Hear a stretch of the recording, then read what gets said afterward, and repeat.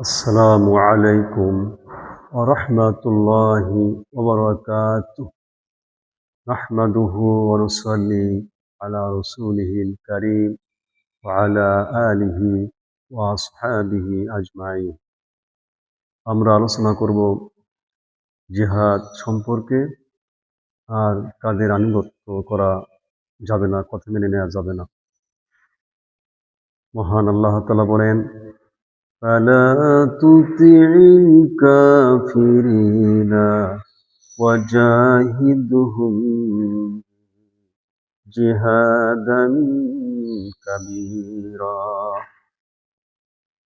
তোমরা কাফিরদের কথা কিছুতে মেনে নিও না, কোনোদিন মেনে নিও না, আর তাদের বিরুদ্ধে কোরআন নিয়ে বৃহত্তম যুদ্ধ করো, জিহাদ করো।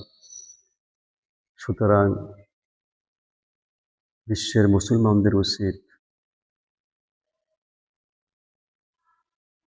জিহাদ করা।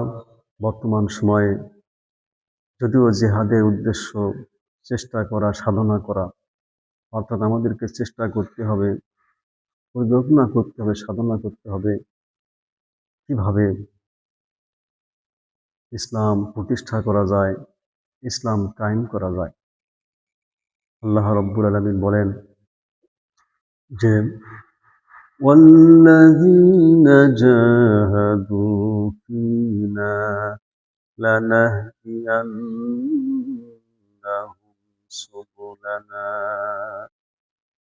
যারা আমার রাস্তায় সাধনা করে, চেষ্টা করে, প্রাণান্ত করার চেষ্টা করে, আমি তাদেরকে আমার সব পথ খোলাসা করে দেব, উন্মুক্ত করে দেব।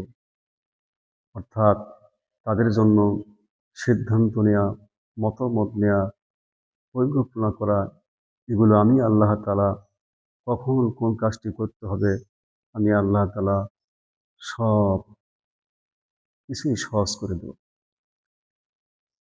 আর বাংলাদেশে তথা সারা বিশ্বে মুসলমানদের মধ্য থেকে এক প্রকারে জিহাদি তামান্না, জিহাদি চেতনা দূর হয়েছে বললেই চলে। শুধুমাত্র নামাজ, রোজা, হজ, যাকাত এর মধ্যেই ইসলাম সীমাবদ্ধ নয়, বরং ইসলাম ব্যাপক। ইসলাম পূর্ণাঙ্গ জীবন ব্যবস্থা। এই পূর্ণাঙ্গ জীবন ব্যবস্থা যাতে আমরা কায়েম করতে পারি বাংলাদেশ সহ সারা বিশ্বে, এই চেষ্টা মুসলমানদের করতে হবে। তার কারণ এটা মুসলমানদের দায়িত্ব ও কর্তব্য। আল্লাহ রাব্বুল আলামিন অত্র আয়াতে যে কথা বললেন, আজকে মুসলমানদের মধ্যেও অনেকেই কুফরি করছে।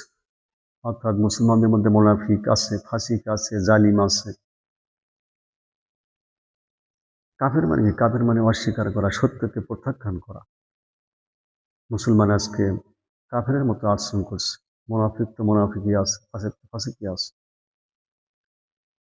সুতরাং আসুন আমরা মুনাফিকি, ফাসিকি, মুশরিকি, কাফির এগুলো পরিহার করে আমরা কোরআনের সমাজ বিনির্মাণে জিহাদের জন্য চেষ্টা করি, সাধনা করি। আল্লাহ রাব্বুল আলামিন তৌফিক দান করুন। আসসালামু আলাইকুম ওয়া রাহমাতুল্লাহি ওয়া বারাকাতুহু।